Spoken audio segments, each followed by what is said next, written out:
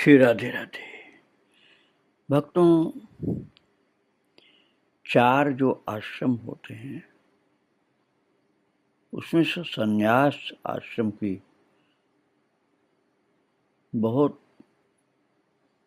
ज्ञानपूर्ण स्थिति होती है। आप कहेंगे संसार को क्या लाभ है उससे, पर ऐसा नहीं। संन्यास आश्रम की सृष्टि करने का एक प्रधान उद्देश्य है जीवों को संसार की अनित्यता का उपदेश देना, और अनित्यता संसार की यदि समझ में आती है तो आसक्ति नहीं होती है। सामान्य जिज्ञासु प्राणी संन्यास की स्थिति तक पहुंचते हैं तो संसार से बंधन मुक्त भी होते हैं और एकांत से भी हो जाते हैं। अब गौरांग महाप्रभु तो सामान्य मनुष्य नहीं थे, लेकिन एक मर्यादा की स्थापना के लिए, विश्व कल्याण के लिए संन्यास ले रहे थे, किंतु इनका संन्यास विचित्र था। इन्होंने गौरांग महाप्रभु ने माँ से कह दिया था कि माँ, तुम ये मत सोचना कि मैं तुम्हारा घर छोड़कर जा रहा हूं, नहीं, तुम जैसा करती हो वैसा रोज करना। मेरे लिए प्रिय वस्तु संग्रह करके, बना करके, पका करके जहां बैठकर भोजन करता हूं वहां तुम अभी जिस तरह बैठकर मुझे खिलाती हो, जिस दिन तुम्हारी इच्छा हो वैसे ही खिलाना। और ये भी कहा कि मैं उसको खाकर प्राण रक्षा करूंगा। मैंने भोजन किया ये विश्वास दिलाने के लिए मैं तुम्हें बीच बीच में प्रत्यक्ष दर्शन दूंगा। वो सुख तुम्हारा है। इस समय मुझे आंखों पर रखकर जो सुख पाती हो उससे भी अनंत गुना सुख तुमको होगा उस समय। और भी बताता हूं माँ, तुमने कहा तुम्हारी साध है कि मैं नवद्वीप में घर गृहस्थी देखूं, तो तुम्हारे सुख के लिए मैं जाना कुछ समय स्थगित रखकर नदिया में अभी गृहस्थी संभालूंगा, बाद में जाऊंगा संसार त्याग कर संन्यास लेने के लिए। महापुरुष संन्यास धर्म का आश्रय लेकर दिखाया करते हैं कि जीव जिस सुख को सुख कहते हैं उसे उन जैसे महापुरुष बिल्कुल ही उपेक्षित समझकर छोड़ देते हैं, जिसे आप कहते हैं लात मार के छोड़ दिया, ऐसे समझो। सन्यासी स्त्री का मुंह नहीं देखती। सन्यासी भले देखे, लेकिन वो तो महान त्यागी सन्यासी थे, वो स्त्री का मुंह कहाँ देख सकते थे। वे पेट भर भोजन नहीं करते। सन्यासी जो होते हैं पेट भर भोजन नहीं करते। वे बैगन या अन्न की अन्य चीजें व्यवहार नहीं करते। उन्हें इतना ही अधिकार कि वे शीत से बचने के लिए दूसरे का परित्यक्त फटा वस्त्र और लज्जा निवारण के लिए कौपीन धारण करें। संन्यास आश्रम का एक और उद्देश्य है जीवों से श्रद्धा प्राप्त करना। जो व्यक्ति परमार्थ के लिए स्वार्थ का त्याग करता है उसके प्रति लोग सहज ही भक्ति रखते हैं और उसका उपदेश मानते हैं। भगवान इसी प्रकार सन्यासी बनकर जीवों को शिक्षा देंगे। वे अपना सुख विसर्जित कर जीवों का हृदय द्रवित करेंगे। इसलिए उन्होंने ऐसा अद्भुत त्याग स्वीकार किया जो सामान्य जीव नहीं कर सकते। वे 67 वर्ष की वृद्धा शोकाकुल मां शची देवी और 14 वर्ष की भार्या विष्णुप्रिया दोनों को छोड़कर चल दिए और सारा गौड़ देश, बाद में सारा भारतवर्ष हाहाकार कर उठा। यदि वे शची की मृत्यु के बाद जाते और कोई विवाह न करते तो लोग उनके संन्यास पर क्यों रोते? भगवान ने सची माता को ज्ञान देकर उनकी अनुमति ली और बाद में पुनः उनका ज्ञान हरण कर, महाराज ऐसी लीला कर ली, ज्ञान हरण कर लिया। ज्ञानी लोग कह सकते हैं कि प्रभु ने क्या अच्छा काम किया, ज्ञान दिया था तो वापस क्यों लिया? माँ को ज्ञान देकर, धोखा देकर अनुमति ली और उन्हें फिर मझधार में डुबा दिया। ये क्या अच्छा काम किया? इस बात पर थोड़ा विचार करना है। विचार करने पर वैष्णव धर्म का सार सामने आएगा। जो लोग भगवान का अस्तित्व मानते हैं वे उनके साथ 3 प्रकार के संबंध जोड़ते हैं। एक दल उनका है जो कहते हैं जो वे हैं मैं भी वही हूँ, इसलिए उन्हें भजन करने की आवश्यकता नहीं। वे भगवान जब कोई पृथक वस्तु नहीं तो वे न कुछ दे सकते हैं न कुछ ले सकते हैं। लेना या देना हमारे अपने हाथ में है। मेरी सामर्थ्य है तो साधन कर धन कमाऊंगा, सामर्थ्य नहीं है तो नहीं कमाऊंगा, जो है उसे भी खो दूंगा। एक अन्य श्रेणी के लोग हैं जो भगवान को शासक और दाता मानकर भजन करते हैं। यदि पाप करते हैं तो भगवान दंड देंगे, यदि उन्हें संतुष्ट कर सकते हैं तो पुरस्कार पाएंगे। इसलिए इस श्रेणी के जीवों का भजन 2 प्रकार का है। एक, हे भगवान पाप क्षमा करो, और दूसरा है, हे भगवान मुझे अच्छे अच्छे द्रव्य दो। संसार के बद्ध प्राणी यही चाहते हैं कि भगवान की भक्ति करें, भगवान हमको माला माल करें, सब चीज दें। थोड़ा सा समझ अच्छी है तो कहते हैं पापों से मुक्त कर दो। और एक और श्रेणी के लोग हैं जो कहते हैं हमें इस संसार से भगवान की भजन प्रणाली का पता चलता है। हम जीवों के साथ संबंध जोड़ते हैं, जिसके साथ जैसा संबंध जोड़ते हैं वो भी हमारे साथ वैसा ही संबंध रखता है। जैसे मैं यदि किसी का मित्र हूँ तो वो भी मेरा मित्र होता है। यदि किसी के साथ स्त्री का संबंध रखता हूँ तो मैं उसका स्वामी होता हूँ, अर्थात पति होता हूँ। यदि किसी को प्रभु मानकर संपर्क रखता हूँ तो मेरे साथ दास का संपर्क रखते हैं, अर्थात सेवक मानते हैं। इस प्रकार सारे जीव समाजबद्ध या परिवारबद्ध होकर वास करते हैं।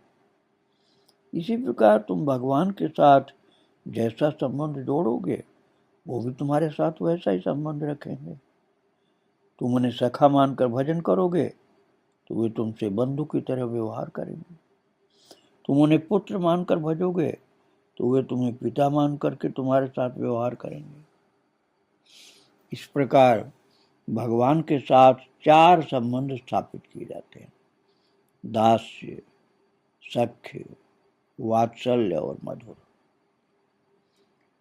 भक्तों में से एक शांत संबंध भी होता है, लेकिन कुछ लोग शांत के बाद से शुरू करते हैं। तो दास्य, सख्य, वात्सल्य और मधुर, ये 4 हुए। तो इन सभी संबंधों को जोड़ने का उपाय भक्ति और प्रेम, अर्थात भगवान को मुंह से नाथ या बंधु कहने से पूरा लाभ नहीं होगा। उनके प्रति वास्तव में वैसा भाव होना चाहिए, तब वे भी उसी भाव से तुमसे मिलेंगे। भक्ति और प्रेम का संबंध का भाव। जो लोग भगवान के साथ वास्तव में ऐसे संबंध स्थापित कर सकते हैं वे ही वृंदावन में स्थान पाने के अधिकारी होते हैं। अर्थात प्रभु से प्रेम का संबंध, भक्ति का संबंध हो तो भगवान वृंदावन में बसाते हैं। और मंत्र तंत्र के बल पर या उपमा अलंकार पहनकर या वाक्य ढोल गले में लटकाकर वृंदावन में प्रवेश नहीं किया जाता है। ये संबंध स्थापन तत्व कथाओं द्वारा या कुछ नियम पालन करके नहीं होता। यहाँ तो मुख्य है प्रेम। ऐसे भजन में योग, यज्ञ, पूजा या कोई गुप्त प्रकरण कुछ नहीं रहा। ऐसे भजन में किसी स्वार्थ सिद्धि की आवश्यकता नहीं रही। कारण जिनसे मांगेंगे वे निज जन हैं, उनसे मांगना क्यों पड़ेगा। स्त्री क्या कभी स्वामी से कहती है कि मेरा पोषण करो। अतएव इस भजन का प्रधान साधन है भक्ति, प्रेम भक्ति। और प्रेम भक्ति गई तो सब गया, प्रेम भक्ति रही तो सब रहा। भगवान ने कृपा करके संन्यास लेने के लिए, माता की शरीर रक्षा के लिए उनका जो वात्सल्य प्रेम था उसको एक प्रकार से हरण कर लिया, और शची का ज्ञान वात्सल्य प्रेम से आवृत था। तो उस ज्ञान के जगते ही शची ने देखा कि निमाई उनके पुत्र नहीं, और देखा कि निमाई जीवों के उपकार के लिए संन्यास लेने जा रहे हैं। तब ये समझकर कि ऐसे शुभ कर्म में बाधा नहीं देते, उन्होंने उस वस्तु को विदा दे दी जिसे वे पुत्र मानती थी। किंतु इस ज्ञान के होने से शची का अतिशय अनिष्ट भी हुआ। पहले वो भगवान की एकमात्र मां थी, अब इस ज्ञान के उदय होने पर वे सामान्य जीव मात्र हो गए। पहले जो अति प्रिय वस्तु उनके विमल सुख का प्रश्रवण थी, वो ज्ञान पाकर के खो दी। शची ने ज्ञान तो प्राप्त किया किंतु पुत्र खो दिया। तभी भगवान ने पुनः शची का ज्ञान हरण करके मातृ रूपी जो दुर्लभ पद था वही दे दिया, और उसके साथ साथ वही प्रिय और सुख की वस्तु लौटा दी। अवश्य ही ज्ञान की अवस्था में शची के रोने का कोई कारण नहीं था, पर ज्ञान चले जाने से वे हा निमाई बेटा ऐसे बोल उठी। किंतु प्रेम की सेवा करने के लिए इस तरह रोना होगा, कारण जहां प्रेम वहीं विरह। यदि विरह लेने में आपत्ति रहे तो प्रेम नहीं मिलेगा। यदि प्रेमोत्थित सुख चाहते हो तो विरह रूपी दुख लेना होगा। जिसके पास विरह रूपी दुख नहीं, उसको मिलन सुख भी नहीं। ये विरह प्रेम को पुष्ट करता है। विरह जो है केवल पीड़ा ही नहीं देता, प्रेम को पुष्ट करता है, निर्मल करता है। तभी निमाई ने शची माता से कहा था कि वे सन्यासी होकर बीच बीच में तुम्हें दर्शन देंगे। इससे शची को जितना सुख मिलेगा उसके 100वें अंश का एक अंश सुख भी उन्हें तब नहीं मिलेगा जब निमाई सदा उनकी आंखों के सामने रहेंगे। वस्तुतः यदि तुम ज्ञानी होते हो तो जिन मानसिक प्रवृत्तियों से हृदय कोमल होता है, अर्थात प्रेम, भक्ति, दया, स्नेह, ममता, इनमें से कुछ भी नहीं बचेगा यदि ज्ञानी हो तो। और ये सब चीजें न रहें तो इनसे जिस दुख की उत्पत्ति होती वो भी नहीं मिलेगा। अर्थात एक नीरस शुष्क काष्ठ की तरह बने रहोगे। अर्थात ज्ञानी बनोगे तो भगवान या किसी प्रियजन के लिए रोना नहीं पड़ेगा, किंतु उनसे कोई सुख भी प्राप्त नहीं करोगे। प्रेम की चर्चा करोगे तो प्रेम से जो सुख उत्पत्ति होती है उसे भोग पाओगे, और फलस्वरूप वियोग जनित दुख भोगना होगा।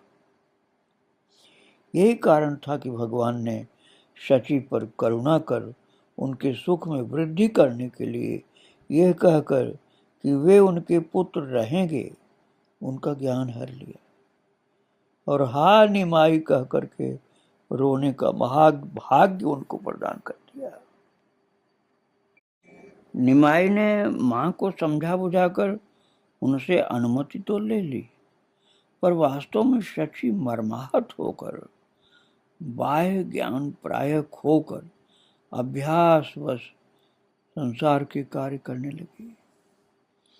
निमाई मां का ये दुख भाव दूर कर कुछ समय तक संसारी रहेंगे, उन्होंने मां से यही कहा था, किंतु तब भी वे निश्चिंत नहीं हो सके। मां से विदा ले ली, सही है, किंतु 14 वर्ष की नवबाला उस सरला पतिप्राणा पति गर्वीली विष्णु प्रिया से विदा लेना अभी बाकी है। विष्णु प्रिया अगहन के महीने अपने मायके गई, वहां कानाफूसी सुनी। उनके स्वामी ने अपने मुंह से कहा है कि वे सन्यासी होंगे, घर छोड़ जाएंगे। उन्हें उनके स्वामी, जिनका हृदय केवल प्रेम से गठित है, छोड़ जाएंगे। उन्हें इस बात पर विश्वास नहीं हुआ, पर भरोसा भी क्या, सो व्यस्त हो करके वे स्वतः पति के घर आकर उपस्थित हुई। आपको ये समझ लेना चाहिए कि उस समय स्वयं इस प्रकार से नहीं आती थी बहू, कोई लेने जाता था, किंतु वो स्वयं आ गई। श्री निमाई रात को भोजन कर शैया पर लेटे, थोड़ी नींद भी आ गई। तभी विष्णु प्रिया ने थोड़ा सा हल्का सा वेश विन्यास करके हाथों में पान दान, एक तस्तरी में चंदन की कटोरी और फूल माला लेकर पति के शयन कक्ष में प्रवेश किया। देखते हैं पति सो रहे हैं, वस्त्र से पूरा अंग ढका है, केवल चेहरा चंद्रमा की तरह शोभा पा रहा है। विष्णु प्रिया में धैर्य बिल्कुल नहीं, पिता के घर से बिना बुलाए दौड़ी आई, इसलिए कि पति के मुंह से सुनेगी कि लोग जो अफवाह फैला रहे हैं इसका क्या अर्थ है। तभी जल्दी जल्दी 2 कौर मुंह में डालकर पति के शयन कक्ष में आ गई और उनके भाग्य से उस दिन प्रभु संकीर्तन में नहीं गए। पति के पास जाकर क्या कहेंगी, वो सब मन ही मन 100 बार दोहरा चुकी हैं। अब वहां आकर के देखती हैं कि वे सो रहे हैं। श्री विष्णु प्रिया ने सोचा, उनके वल्लभ के भाग्य में निद्रा प्राय नहीं होती, थोड़ा सो रहे हैं, जगाना उचित नहीं। फिर सोचती हैं, अच्छा ही हुआ, इस सुयोग में पग तले बैठकर मुख देखती हूं। तब पान दान और हाथ की तस्तरी चुपचाप पलंग के नीचे रख दी और उसी तरह चुपचाप डरते डरते, मानो कितना अपराध किया है, स्वामी के चरणों के पास बैठ गई। बैठकर परम सुख से अति गौरव के साथ पति का मुख चंद्र दर्शन करने लगी। पति के श्री चरणों में हाथ लगाने का साहस नहीं हो रहा था, कारण कि शीतकाल है, हाथ शीतल हैं और पति के चरण गर्म वस्त्र से ढके हैं। उनके करतलों के स्पर्श से निद्रा भंग होने की संभावना है। ये सोचकर वे गर्म वस्त्र के भीतर धीरे धीरे हाथ डालने लगी। जब देखा कि हाथ गर्म हो गए तो श्री चरण स्पर्श किए। इस तरह कुछ देर स्पर्श सुख अनुभव किया।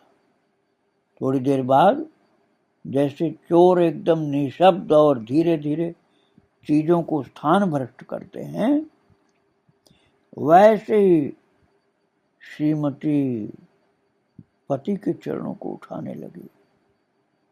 मन में बड़ा भय, कहीं निद्रा भंग न हो। किंतु उस रात विधाता उन पर सुप्रसन्न थे। निमाई की निद्रा भंग नहीं हुई। श्री विष्णु प्रिया ने दोनों अभय चरण उठाकर अपने वक्ष से लगा लिए, अपने सीने पर रख लिया। और निमाई के चरण अपनी छाती पर रखे। इसके 3 कारण हैं। पहला, उन्होंने सोचा कि गर्म वक्षस्थल पर चरण तर रखने से निमाई को आराम मिलेगा। दूसरा, सोचा कि उनके हृदय में दुश्चिंता ज्वलंत अनल की तरह जल रही है, स्वामी के शीतल पद स्पर्श से वो बुझ जाएगी। तीसरा, बराबर सोच रही हैं कि एक बार स्वामी के अभय चरणों में शरण लेगी, तो अब ले ली। श्री चरण वक्ष पर रखकर वे पति का प्रसन्न वदन देखने लगी। सोच रही हैं, ऐसी सुंदर मूर्ति त्रिभुवन में और नहीं। चरण स्पर्श से शरीर आनंद पुलकित हो गया और इससे पति का सुख मानो और भी प्रफुल्लित हो उठा। जैसे हास्य और रोदन श्रृंखला में आबद्ध है, वैसे सुख और दुख भी। अधिक हर्ष होने पर रुदन की उत्पत्ति और अधिक रोदन से हास्य की उत्पत्ति, अधिक दुख से सुख की उत्पत्ति और अधिक सुख से दुख की उत्पत्ति। तब विष्णु प्रिया सोचने लगी कि उन जैसी भाग्यवती तीनों लोक में और कोई नहीं। उनका ये भाग्य क्या रहेगा। बस ये बात मन में आते ही दोनों आंखें गीली हो गईं। और यदि पति के निद्रा भंग के भय से वे नीरव रही, बोली नहीं, तथापि आंसुओं को नहीं रोक पाई। जल आंखों में स्थान न पा करके निकल पड़ा और उसकी एक बूंद पति के चरण कमल पर जा गिरी और उस गर्म नयन जल के चरण पर पड़ते ही श्री गौरांग की निद्रा भंग हो गई और उन्होंने आंखें खोली। देखते हैं उनकी प्रिया उनके चरण तले बैठी, उनके चरणों को अपने हृदय से लगाए नीरव रुदन कर रही है। ये देखते ही उनका निद्रा आवेश एकदम चला गया।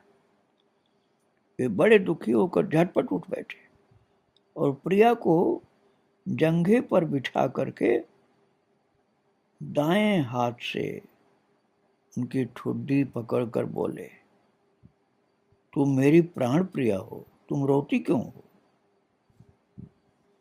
और ये मधुर संभाषण सुन करके विष्णु प्रिया की उत्तर देने की इच्छा हुई पर बोल नहीं पाई। उनके धैर्य का बांध टूट गया और अश्रुधाराओं का वेग 100 गुना बढ़ गया। और भक्तों, इससे गौरांग और भी प्रभावित होकर, विचलित से होकर प्रिया के अंचल से उनकी आंखें पोंछने लगे। इसका विपरीत परिणाम हुआ। हृदय की तरंग उमड़ पड़ी। तब निमाई अति प्रभावित हुए, कातर से हो गए और सोचने लगे हृदय वेग कुछ कम नहीं हुआ तो प्रिया बात नहीं कर पाएंगी। इसलिए वे धैर्य रखकर और कुछ न कहकर प्रिया के आंसू पोंछने लगे और उनके हृदय की दुख तरंग के कारण चेहरे पर नाना भावों का जो खेल चल रहा था, उसी को सजल नेत्रों से एकटक देखने लगे।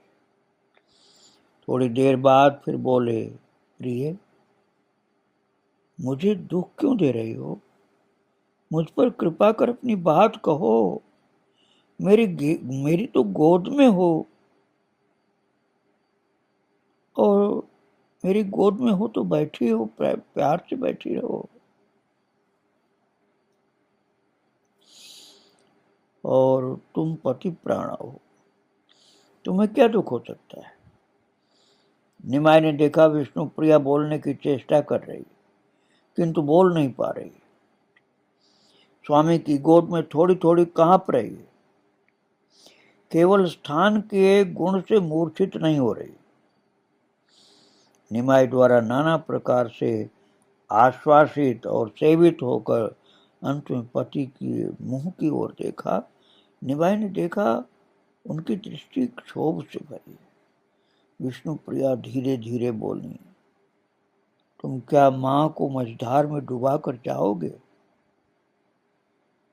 ये पहले कहने जा रही थी मुझे कि मुझे डुबा कर जाओगे, लेकिन मुझे नहीं बोला। मुझे नहीं बोल करके कहा मां को डुबा कर जाओगे। तुम क्या मां को मझधार में डुबा कर जाओगे? अपना नाम नहीं लिया कि मुझे डुबाओगे मझधार। ये दीप निमाई समझ गए, और पहले भी समझ गए थे कि विष्णु प्रिया उनके संन्यास की अफवाह सुनकर व्याकुल हो गई। तथापि मन का भाव व्यक्त न करके हंसकर बोले, थोड़ा समझा कर कहो, छोड़ जाऊंगा ये क्या बात है? विष्णु प्रिया नहीं चाहती कि वे संन्यास शब्द मुंह पर लाएं, तो बोली, जो तुम्हारे दादा ने किया था तुम क्या वही करोगे? अर्थात जो तुम्हारे बड़े भाई विश्वरूप ने किया, क्या तुम भी वही करोगे? तो निमाई हंसने लगे और हंसते हंसते बोले, ये बात तुमसे किसने कही? अरे अकारण स्वतः दुखी क्यों हो रही हो? और महाप्रभु हंस रहे हैं और अपनी गोद में विष्णु प्रिया को लिए हुए उनका दुख दूर कर रहे हैं। आओ इसी पवित्र छवि को हृदय में रखें। प्रभु की गोद में प्रिया आनंद से विराजमान है, क्योंकि उनका दुख अपनी मधुर हंसी के द्वारा श्री गौरांग ने दूर कर दिया है। आगे चर्चा फिर करेंगे। आज तो इस मंगलमयी छवि को हृदय में रखो। श्री राधे राधे। जय जय श्री राधे श्याम, जय जय श्री सीताराम। गौरांग महाप्रभु की जय।